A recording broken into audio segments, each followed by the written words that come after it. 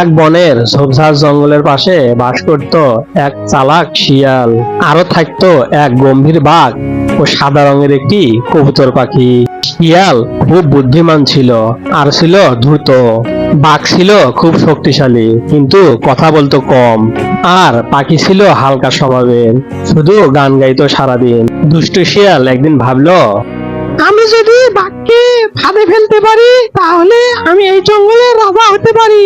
শিয়াল পাখিকে ডেকে বলল, চলো একটা খেলা খেলি, যে বিজয়ী হবে সে হবে এই জঙ্গলের মহারাজা। পাখি অনেক খুশি হয়ে রাজি হলো। তাহলে চলো এই কথাটা আমরা বাঘকে জানাই। তারপর ওরা দুইজনে বাঘকে ঘুম থেকে ডেকে তুলল। বাঘ ওদের খেলায় রাজি হয়ে বলল, আমি তোমাদের কথায় রাজি। এই খেলা আগামীকাল নদীর পারে হবে, তবে কোনো মিথ্যার আশ্রয় নেওয়া যাবে না। কবুতর শিয়ালকে শপথ করালো খেলায় যেন কোনো প্রকার দুই নম্বরই না হয়।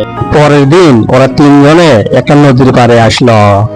শিয়াল প্রথমে কবুতরকে একটা প্রশ্ন করলো, ওরে কবুতর ভাই, তুমি তো এত ভালো উড়ো, কিন্তু বলো দেখি তুমি কি কখনো বাসে উঠেছো?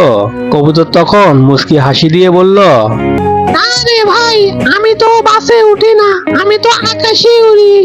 এবার শিয়াল বাঘকে প্রশ্ন করলো, বলো দেখি বাঘ ভাই, সামনের ওই জঙ্গলে কতগুলো গাছ আছে, একটু গড়ে দেখাও তো দেখি।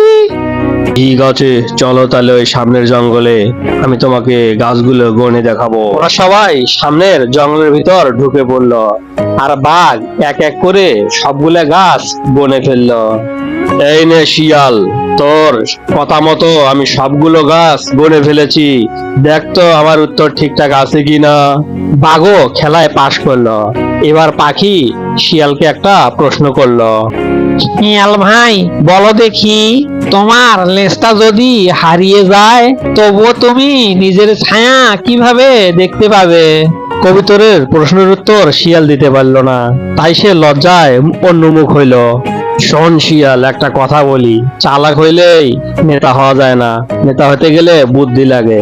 আর আমরা সবাই বন্ধু, কেউ নেতা হতে চাই না। তারা ঠিক করলো কেউ আর রাজা হবে না, সব কাজে সবাই ভাগাভাগি করে নিবে। তারা তিনজন আবার ভালো বন্ধু হয়ে গেল, একসাথে বসে খাবার খাওয়া শুরু করলো।